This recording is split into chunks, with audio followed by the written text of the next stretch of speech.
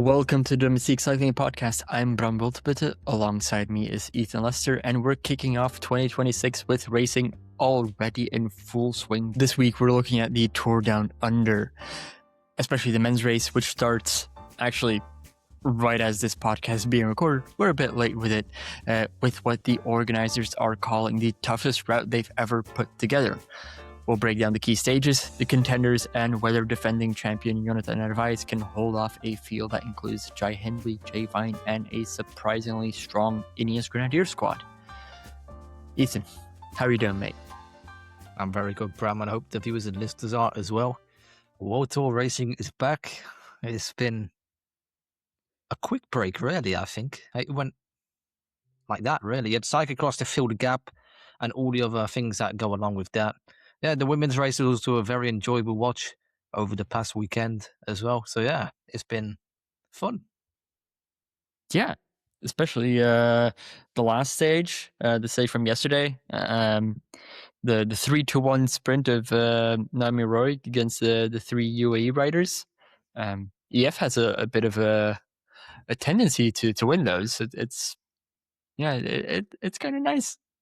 It's like deja vu, but it's just on the other side of the world. So, yeah, and with the women's team, but Naomi Roig doubling up on GC victories 2 years in a row, another double up for Ali Wollaston, winning stage 1 and 2. Very strong sprinting performances on both occasions. We talked about her in the preview of the women's race. And of course, she's been a guest on the Hot Seat podcast. I think you spoke to her. She was one of our first, Yeah, myself and Joe Morgan, we spoke to Ali, I think, just after the Tour of Britain women. Yeah, very lovely. And well-deserved, really. The performance, especially the stage 1 performance, that was an absolute bomb sprint. That was a really impressive long one as well. Yeah, a long one, yeah. I think 150 to 200 meters it was, if I recall, from, I think, seeing Aiden's. Aiden was like at the 150 board. So, yeah. Maybe let's break down all of the stages that are coming up in the men's Tour Down Under. Of course, we're starting off with the prologue. That stage is probably over by the time that this episode comes out, so previewing that is difficult since people will already know the results of this stage by the time it comes out. But let's discuss it anyway, because it is such a unique event on the World Tour calendar, and especially because of the logistical challenges that the Tour Down Under brings to the calendar. Yeah, you have a 3.6, sorry, those 100 meters matter a lot in this type of race. They do, actually. A 3.6 kilometer effort in Adelaide. But of course, most teams don't have TT bikes in Australia, because shipping all those bikes over for one very short event would be very expensive. So a lot of teams have just brought a disc wheel set, pretty aero setup, but are going to be riding aero bikes. This is always like one of those things where you see a lot of innovation from the mechanics, and they really push the rules on to what degree an aero bike can become a CT bike. I think, when did we see that? Was like 3 years ago in 2023 with Peo Bilbao, who had like his handlebar, like the brake levers like all the way tucked in. Of course, that's illegal these days. But still, it's going to be really interesting to see what the mechanics can come up with. I've already seen some images from Aiden from the Hot Seat, who's on the ground, taking interviews and actually recording a Hot Seat with Adam Hansen as well this week. That's something you can look forward to for later in this week. But yeah, the prologue. What do we expect?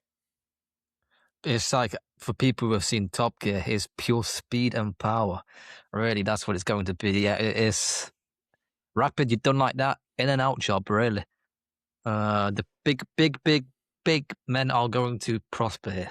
and the poor climbers, it's going to be it's a short effort, so it's done quick, but you're going to be under the cosh really straight away in that effort. Yeah, a good warm up. It's going to be very important. But this is typically an effort that actually suits the sprinters or the lead out guys. Like The sprinters, and sometimes a little bit more the lead out guys because they have that little bit more volume for that little bit longer effort. So yeah, we'll definitely see some of the sprinters in the top 10 because that means that they can fight for a GC or at least wear the jersey for a few days. Later on in the week. The sprinters specifically, yeah. I was going to say, because I can see a Sam Welsford putting an effort here so that let's say I don't think Welsford will be anywhere near the victory really in this kind of thing. But probably not near the victory, but if he can get within a couple of seconds, on a course like this, being in a couple of seconds is you could be 20th. And you get the 10-second bonus, don't you, at the finish line? So exactly. So just being a couple of seconds is important so that he could potentially take the leader's jersey in a later stage. But yeah, super specific event, very unpredictable in my opinion. Or do you have like favorites for this stage? You can't really put. It is kind of basically playing the lottery, really. If you was to pick a winner there, obviously you do have the strong favorites like Samuel Watson of Ineos, Zylod as well, who has done good prologues before in Swiss and Romandy, if I think that kind of thing. Yeah. Oliveira, Evo as well. Also the big power guys you have. Teutenberg, he maybe could compete for the victory in this kind of thing. After speaking to him recently, I think 2 or 3 weeks ago. Yeah, he's proper into his aero and he's a big fella, so he can produce what's needed. Definitely. I'm kind of curious how aero will play into this stage. And of course, I have to repeat, by the time this comes out, the stage is probably over. Although it takes place a little bit more in the evening for Adelaide. So, we'll see when this comes out. But yeah, like how much aero really plays into a 3.6 kilometer effort, or if it's just pure watts. It's also about racing line as well. That's good. That's going to matter as well. Making sure the course is as short as possible. Yep, because those when it comes down to the fine margins in the result at the end, it's going to come down to maybe 1 or 2 seconds. It could even come down to 10th of seconds, really. So yeah. Yeah, enough like this, I would expect it to. Okay. I don't think we can say much more about this prologue. No. It's going to be very interesting to watch, and this is definitely one that I recommend to just check out, or if it's already over, replay. Stage 1 then officially is a 120 kilometer stage, relatively short for the World Tour, and a first opportunity for the sprinters at the Tour Down Under. Obviously, we're taking sprinters Tour Down Under, Sam Welsford. I'm already putting that name in. But it's staged from Tanunda to Tanunda. Quite a lumpy parkour, really, but not one that should really challenge the modern day sprinter, right? Not really, no. Welsford did actually win in Tanunda last year in the specific one, so yeah, he didn't get dropped. It depends really how they race it. If someone wants to take it up, then you can definitely get Welsford under the ropes, really. But for other sprinters, it's a bit hard to drop them, really. But Welsford, when it does really get tough on those kinds of stages, he does get dropped. So it's going to be important for the versatile sprinters to have their team work on the front for things like that, an example, and to really get Welsford, like we said there, on the ropes, because if he's not, then he's probably going to win, as he has done numerous times before in the Tour Down Under. Yeah. Who's going to be his biggest competition for this stage, but also other sprinting stages? Teutenberg is one for sure. That's what I'm going to say there. You have obviously Plowright as well, who won the crit race in Australia a week or two ago. Mhm. That's one. But it could be interesting if Sanchez works with him. Yeah. That could be a real duo. Poor I saw that Alpecin actually. Dainese, Yeah. About Sanchez, I saw that Alpecin put out a clip on social media of one of those sprinter versus lead out. Basically, just shot from the back, two guys going full gas, and there was Sanchez against Ballerstedt. So it looks like they're going to play out Sanchez as their lead sprinter, and Ballerstedt as their lead out. I don't know exactly what their plans with Plowright. I would still also sprint with him because he's a bit more of an established name, and also for the home crowds. Then also, I would say Fredheim as well. Unox, obviously, in the Dauphiné was very strong. Yeah, he nearly beat Milan, if I can recall. He got fourth on the stage there in 2025, very close. Was also in the Tour as well, quite strong in the sprints. He got hindered on that crash. I don't know if we can remember going back there. It was the stage Milan won, but it was in the rain. And there was like a crash in the last 1.5 kilometers. Oh, I do not remember that. No. There was a really big crash, and I think Merle also got taken down in that, or was hindered in that crash. So yeah, but is Welsford the big favourite for this stage? You got to say so, haven't you? Really? Yeah, I would definitely say so. Like I'm looking at a little bit more. You have Van Poppel, obviously his old that would be Leo. That would be quite funny, isn't it? If Van Poppel does some devious activities, let's put it that way, from what he did before and last year. So you mean like a yellow card activities? Yeah, a yellow card action really against his former teammate. It would be quite funny to watch. You obviously have Milano as well. Milano can mix it up sometimes. Well, yeah, Dainese do something in Soudal colours? That would be nice to see. I mean, they were seemingly quite confident because Soudal also put out a social media clip asking all their riders at their January training camp in Calpe about who would be the first rider of their team to win a race in 2026. And actually, a lot of them said Alberto Dainese. Obviously, they also asked who's going to be in Australia. So they're like, okay, Dainese is there. Dainese is going to be the first rider of Soudal Quickstep to win a race of the year. So big confidence in him to be able to pull this off. Yeah, I would probably say he has more ability than Welsford, but it's about if he can produce the end product, which he was lacking in his Tudor days. So yeah. You also have two other interesting sprinting names, I think, with Van Uden. Now, of course, the Grand Tour stage one. So the ability is there, although timing is going to be crucial. And then you have Matthew Brennan. Obviously, the big talent or I should say one of the big talents of 2025. Or the big talent.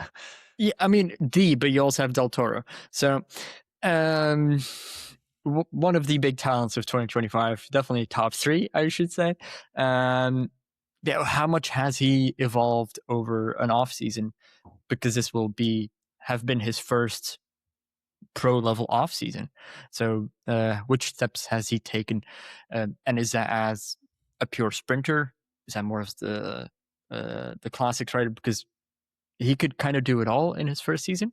But yeah, has he increased his top end speed even further? And is he then now also able to take on these bunch sprints? Yes, at 110%. Brennan, honestly, it is genuinely so exciting as a British fan of cycling that we have a rider that is coming up like this who dominates like this as well, really, at such a young age. So yeah, it's very scary for the opposition when you have this guy at a team like Visma Leasebike as well, which is where you can excel even further. Let's be real there. Yep. And he could win every stage apart from the Willunga stage the Tour Down Under if he is in his shape like last year. Yeah. I've not heard any off-season troubles about him. I think he's had a pretty solid offseason, no illnesses, no crashes or anything. Didn't see anything about that. So he should be good. There should be. With the way the parkour is set up as well, it is perfect for him, really. With the stage 1 after the prologue. Those climbs, and especially where the climb is located, if Visma do take it up, then bye-bye Welsford and hello Brennan. Yeah. 2 more names that I wanted to mention. Meierhofer from Tudor. Yes, that's a good one now. And the Australian champion, Patrick Eddy, who of course is not right there for his team, but for Australia. They have a nations team. And yeah, clearly able to win a sprint. Always worked in the DSM sprint train in the past. So now he will probably in that team kind of have his own shot. And I do think he would be played out as the sprinter for that team. Yeah, 100%. Yeah, they actually have a pretty interesting team there as well with Damien Howson, of course, from Q36, and Chris Harper. So it's a national team, but it's actually a pretty good with one. with a Grand Tour winner and stage winner from last year in there as well. Yeah, from Chris Harper. So yeah, curious what he gets up to there as well, and if he's able to ride himself a little bit more into into the vision of World Tour teams, if he's able to get back into the World Tour with that beautiful green and gold jersey. That will give him an extra 150 watts there, really. Your home roads and your home jerseys, motivation, isn't it? So also nice riding the Australian champions kit in the Australian national team. That's a lovely experience, I can imagine. And yeah, curious if any World Tour team is going to take him up, because it's definitely kind of a shame to have him be at the level where he has to ride at the moment. It was quite funny that the DSM, the picnic tweet the other day, when he was congratulating their own riders, but then they gave no acknowledgement to the person who won, who was a former rider. It's a bit harsh. Yeah, I mean, clearly there was a little bit of a needle between Eddy and the team in the way that he left, even in his post-race interview after winning the championship. Eddy was already a little bit, it seemed like, just proved them wrong. He clearly had a feeling he had something to prove, and that he wanted to prove his former team wrong. So that's already okay. Things did not end on amicable footing. But yeah, that happens as well. Clearly he didn't agree with the decision, so he got to prove his point by becoming national champion. He gave a massive middle finger to them, basically, so yeah. You could say it that way as well. All right, then we have stage 2 from Norwood to Eredla. I probably mispronounced that. Aiden will have to go on the hot seat and correct me. I'll remind him to do that. But it's 148.1 kilometers, and it's a tough one. That is, yeah. So, as the Australians say, it's a bloody ripper, mate, or whatever they say. It is. Look at that climb at the end. Really, it's what is it? The maximum of maximum of 16.2%. And the corkscrew, isn't it? So, and the way where it's located, that is it. You're going to see some fireworks in the GC at that. What time would it be at NCT? Probably around 4 a.m. So it's an early start or a late one. Yeah, that one's expected to finish at 5:32 CET. So might be worth getting up early in the morning for Europeans, or staying up quite late for our American listeners. Or English people. It's not that different for you guys. It's like 4 a.m. So yeah. Or get up in the middle of the night. Who knows? Yeah, honestly, if a sprinter took the leader's jersey on stage 1, he's going to have to give it up. It's gone. You're not holding on to it. You're going to get quite a bit of camera action on you as you get dropped. So Welsford, if he does take the ochre jersey on stage 1, he'll also get a lot of coverage on stage 2 as he gets shot at the back. Yeah, honestly, favorites for this stage. The corkscrew gets climbed twice. Obviously, super tough. Yeah, so because it's 2.4 kilometers, you're going to go with the riders who certainly pack a punch.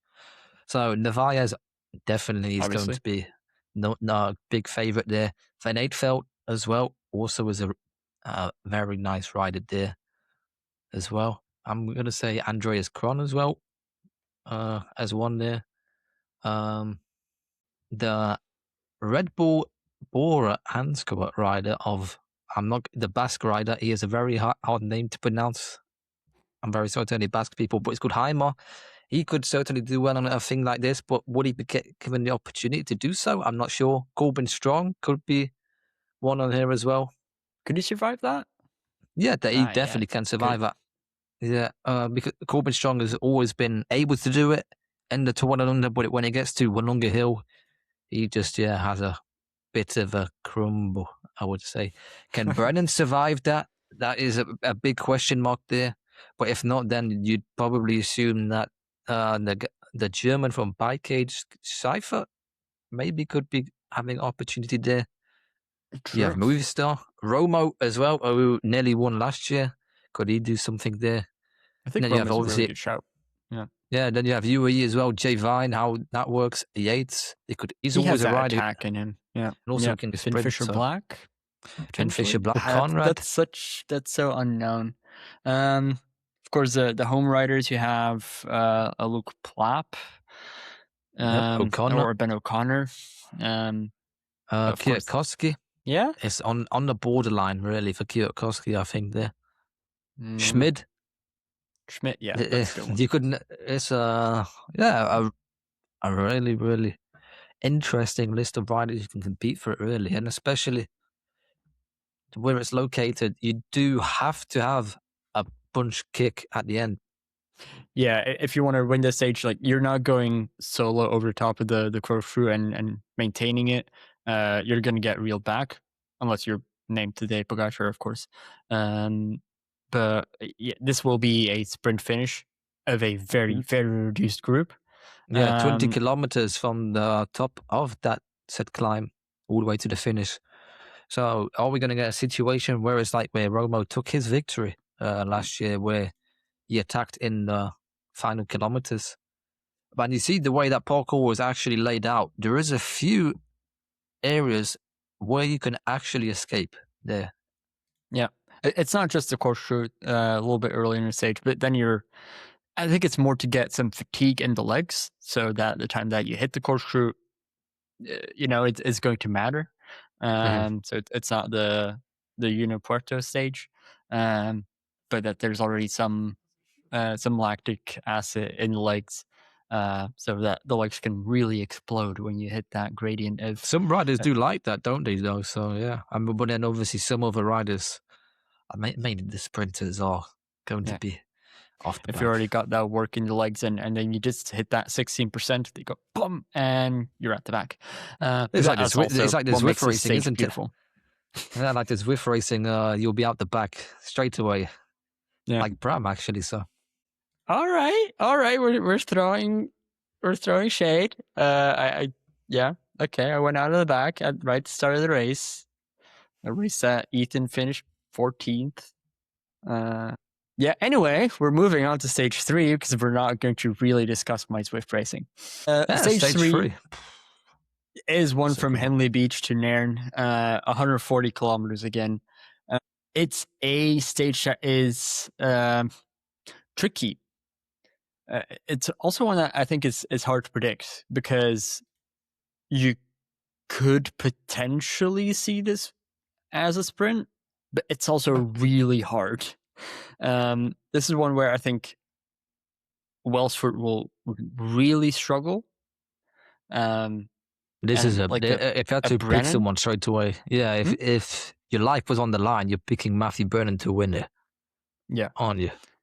I think that's the safest pick. I haven't looked at favorites for this, but just looking at that parcours and that profile, like if the GC guys want to go for this, if UAE says we want to have a bigger margin for Willunga Hill, then they could light this on fire. It features a very lumpy parkour, like straight out of the gates. It's straight uphill, and there's a couple of opportunities for a pretty strong breakaway to launch it and make it. A breakaway, I don't think one as a breakaway genuinely ever won in the Tour Down Under that I can recall. I don't think in the last decade.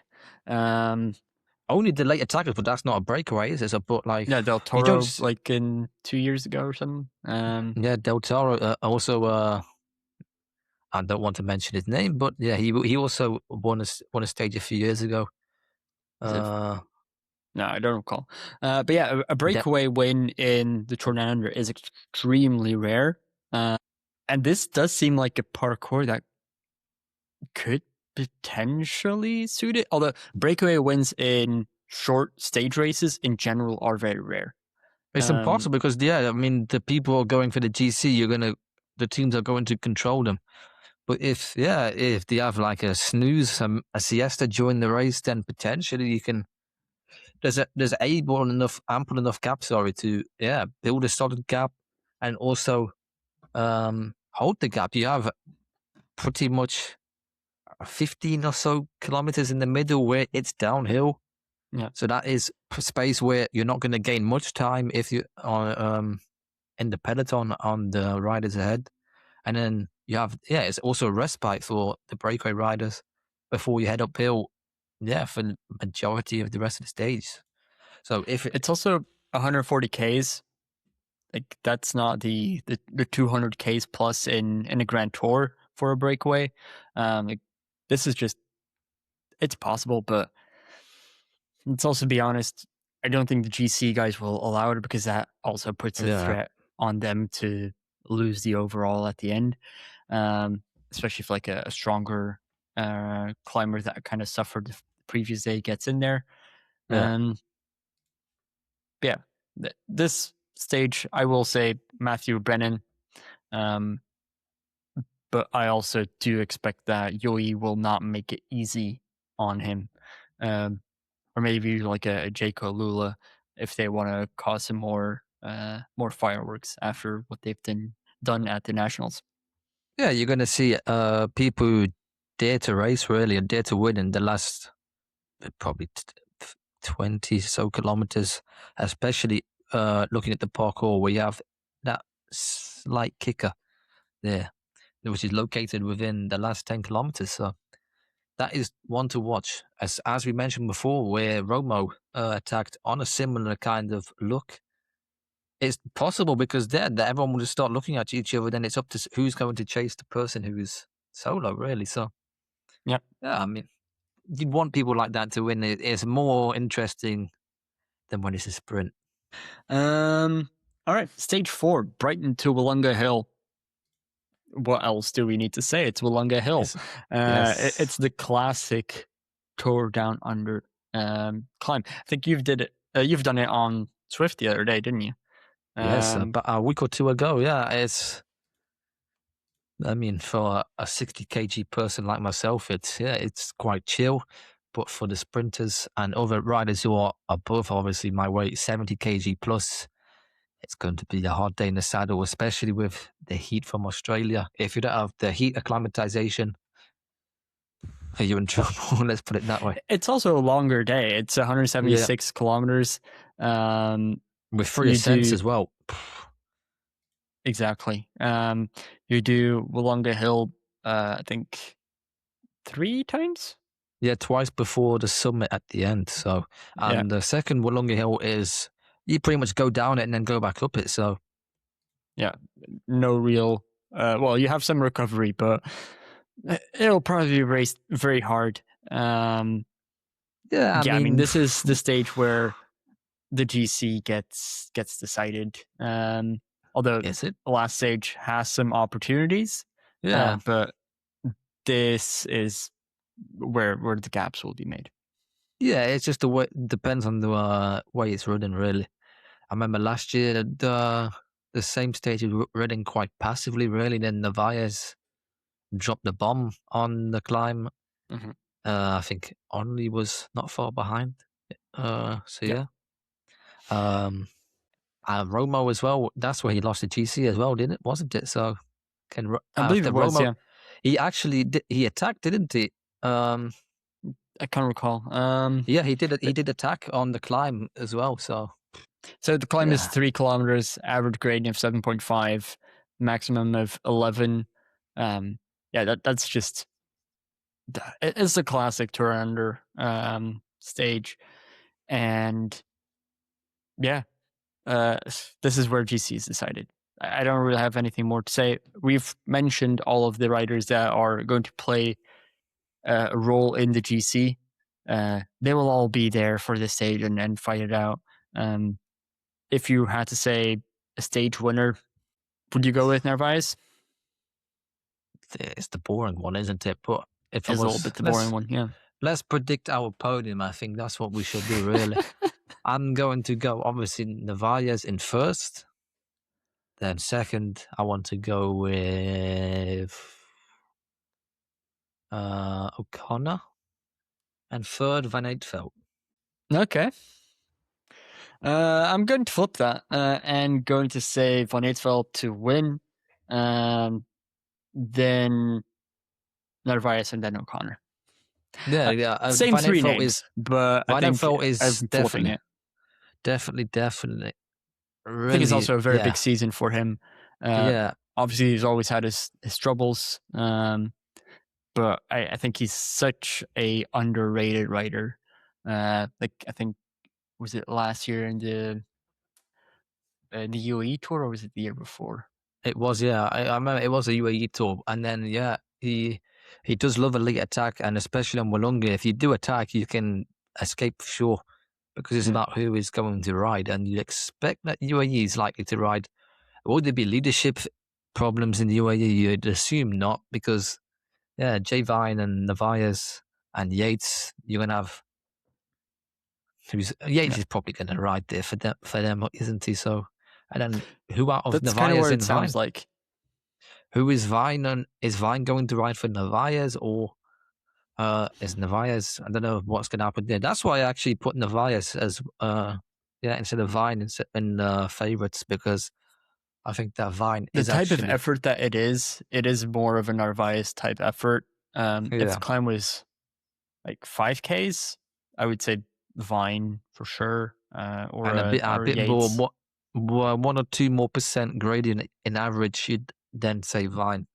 Yeah, as well. So yeah, like when I say Van Eetvelt, I don't think Lotto is going to, or Lotto Intermarché, I'll use the full name of the team now, is going to have to control anything. They don't have to carry this. Obviously, they're back to World Tour level, but they're still the UAE will control as usual. All right, then we'll do the last stage from Stirling to Stirling, stage 5, 169.8 kilometers. So we're back to circuit racing in Stirling, and honestly, this stage reminds me of the Catalunya last stage, the Barcelona circuit. Yeah, it's so similar. You have it actually is. Yeah, you have a 2 kilometer climb into Stirling that averaged 4%. Doesn't sound too bad, but it's the accumulation, isn't it? Really, you yeah. keep on going and going and going, and then your legs are going to tire. But will people race it aggressively? You'd assume so, because it's your last chance of winning the GC, so you're going to try some, aren't you? Yeah, it's a lot better than the stage which they had last year as the final stage. It was it was like the bruise to the pan, how flat it was. So it was just literally pan flat. But yeah, this stage, I think, if you've got like a little gap on Willunga Hill, so if you like been dropped a little bit, and you feel like, you know what, I still want to win this, then it's another Van Eetvelt kind of thing. That's what I'm feeling really on this. Brennan as well. That's also a nice one there. Yeah, I mean, this is where it would get interesting to see how he like recovers from the first couple of stages, because it is the most traditional Tour Down Under that we've seen in ages. So what does he have left in stage 5? And then also the attrition that is in all of these climbs. I think I'm not going to count them. They're doing this climb 1, 2, 3, 4, 5, 6, 7, 8 times. Yeah, that's a lot of like efforts, repeated And efforts, but of course, especially in the heat as well. In the especially heat. in the heat. Yep, that is. Yeah, it could be attritional, but will it? It's a question to prosper at, really. Yeah. It is a finish near the top, so when they're entering Stirling, yeah. Do we expect a sprint finish or maybe a small group? You'd expect maybe a small group to fight it out for the win, really. People, again, like we've mentioned numerous times before, Narváez, Brennan, those are the types of riders who are going to be, Could you also do a late attack, potentially? Like we've seen in the women's race on stage 1, which was in Willunga Hill. True. With the UNOX rider who attacked in the final and was caught. That potential, so. That did, yeah. I would just honestly say that the race, like the last 5 laps, just gets raced full gas. Yeah. It's the way modern cycling is now, so you're going to have to expect it. The first 3 laps are kind of like just seeing how the race goes. Everyone sort of gets a feel of how their legs are, and then the final 5, full gas. And whoever gets dropped, gets dropped. All right, and that's it for Tour Down Under. With all that said, let's do our podium. And yeah, I'll start if you would like me to, because I'm going to be very similar to what I said about Willunga Hill, because Willunga Hill is such an important indicator. And I will say that Van Eetvelt will win GC, but then followed by Narváez. And should I put O'Connor in third? O'Connor's been there or thereabouts really over the past 2 years, like 5th. He was also really good in the Rhodes National. Which is a good sign. And also Plapp, I don't think Plapp has the ability to go and climb Willunga with people like Narváez. I don't know. I think it's tough. It's like really within a threshold, and it's like really close. Yeah, I mean, he said in off season that he wants to become more of a GC guy. So like these efforts do need to fall within his ability. But you know what? I'll put third Fischer-Black. But go back to back podiums like he did in 2025. Yeah, I'm going to pick Narváez. I'm Mr. Boring there. Then second, Van Eetvelt, and third, Buitrago. Buitrago does always start the season strong. That's true. One thing. And then he does, like in last year in the Spanish races, was always competing for the victory. So it's nice to see. I like Buitrago really as a rider as well. So that's why and Van Eetvelt and Narváez actually. So that's 3 likable people on the podium. So it would be nice to see. All of them. I didn't even say a UNOX rider on the podium this time. So no, but let's also be realistic. We are being realistic, and that is a realistic podium. Yeah, I agree. Is that a trend for 2026? Are we being realistic in our picks? Is that our New Year's resolution? So. I'm only one of one. I'm one of one after picking Rook for the GC in the women. So you're 0 of 1. So yeah, that's thingy. But then for the rest of the week, there actually is European racing back on the continent. You have the Valenciana.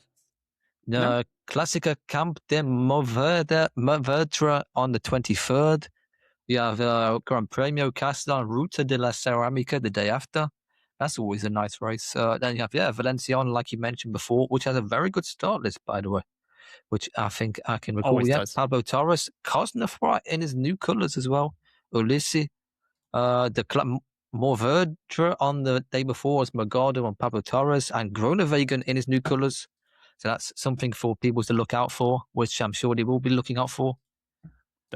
Which else for the then afterwards? Yeah, and then next week, Alula Tour. We've got Alula Tour coming up. So yeah, it's kind of like we're getting started, and then I think basically from next week on, it's nonstop all the way to October, or actually end of October.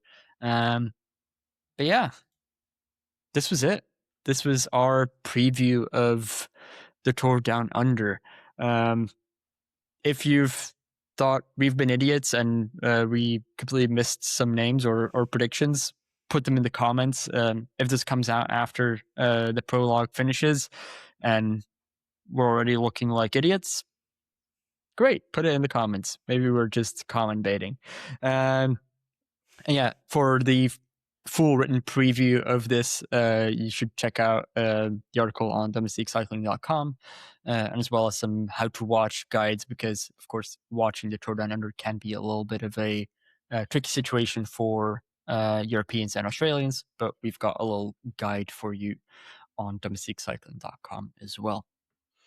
Yes, also want to plug the talent and the GC riders to watch, which is always something which is fun to do. So yeah, there's actually a huge amount of content about the Tour Down Under. We're very excited about the Tour Down Under. That is live on the site that you can go and check out. And yeah, talk to you next week. Enjoy the Tour Down Under. Bye-bye.